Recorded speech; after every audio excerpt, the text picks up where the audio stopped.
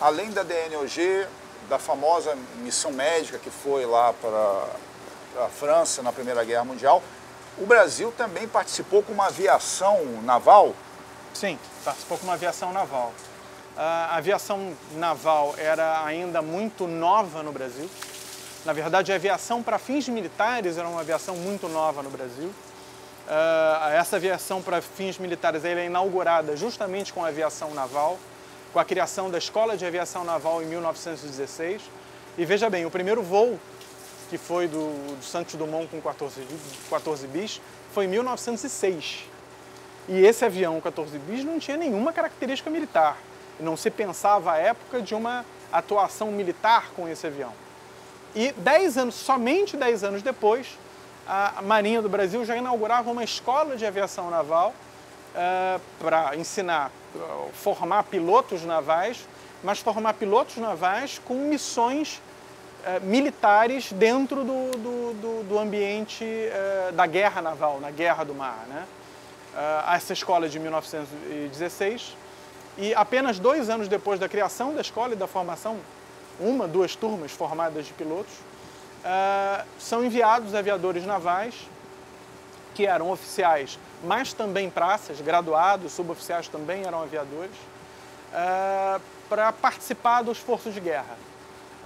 Foram enviados alguns aviadores para os Estados Unidos, que se juntaram à aviação naval americana, participaram ou foram matriculadas em escolas de aviação naval americana, dentro de uma expectativa de você normatizar determinadas doutrinas que eram diferentes da escola brasileira com a norte-americana.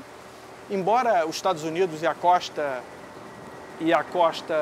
leste dos Estados Unidos não eram uma área tão forte de guerra naval, também foram mandados também um grupo de aviadores para a Itália, mas principalmente o grupo que foi para a Inglaterra, os 8 aviadores navais que foram para a Inglaterra e um aviador do Exército Brasileiro, formado também na Escola de Aviação Naval, mas do Exército Brasileiro, ou melhor, 9 aviadores, foram enviados para a Inglaterra e esses sim participaram de missões de guerra no fronte ocidental, principalmente dentro ou integrados em esquadrilhas do que eles chamavam à época de bombardeiros de patrulha, mas era uma aviação de patrulha que colaborava na identificação e ataque a submarinos e navios alemães no Canal da Mancha. Esses aviadores eles também entraram inicialmente numa escola de aviação,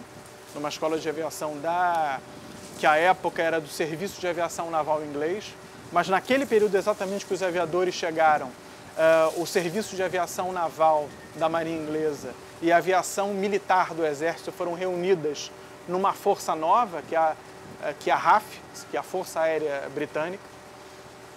Então eles foram integrados a essa escola de aviação da Força Aérea Britânica, participaram de treinamentos. Nesse treinamento, desses aviadores chegou a falecer num acidente, o tenente Pozzolo, Eugênio Pozzolo, faleceu num acidente porque era um treinamento muito rápido, muito veloz e muito operacional, muito próximo da realidade de combate, o que fazia com que, de maneira geral, os acidentes fossem muito frequentes. Esse tenente morreu, o tenente Eugênio Pozzolo morreu durante o treinamento. Nas últimas semanas de guerra, os aviadores brasileiros formados foram enviados por uma esquadrilha de aviação de patrulha da Força Aérea Britânica e atuaram em missões de patrulha e reconhecimento nas águas britânicas em volta das Ilhas Britânicas. Como é que eram esses aviões? Aqui no Brasil, os aviões da aviação naval brasileira, a essa época, final da década de 10, 16, 17, 18, eram basicamente o que se chamava na época de aerobotes, que são hidroaviões, né? Aviões que podem decolar e amerrissar, né? Não aterrissar porque não é em terra, amerrissar na água. Então a Marinha Brasileira tinha basicamente nesse período hidroaviões, mas quando eles vão fazer o treinamento na Inglaterra, eles treinam em aviões monomotores baseados em terra, né? Um deles, um avião bastante famoso no contexto da guerra aérea da Primeira Guerra Mundial, que é o Snowfin Camel, que é um dos aviões que eram utilizados para treinamento, mas era o mesmo tipo de avião que era usado também para combate, né? Aviões, inclusive, monopostos, né? Hoje, basicamente, um caça, um avião de treinamento militar, é um avião biposto, ou melhor, que você tem o instrutor e o aprendiz no mesmo aparelho.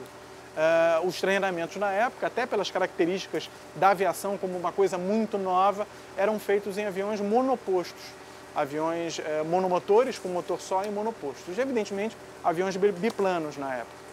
Quando esses aviadores são incorporados a esquadrilhas da aviação de patrulha, já são bombardeiros de patrulha, e esses bombardeiros de patrulha já são aviões maiores, multimotores, normalmente com 2 motores, já são também hidroaviões e que levam mais de um tripulante, normalmente um piloto, um observador e um bombardeador, né? São aviões maiores até pelas próprias características da atuação da aviação de patrulha, né? Que você não tem um combate entre aviões, mas é um avião combatendo um navio de superfície ou um submarino na superfície.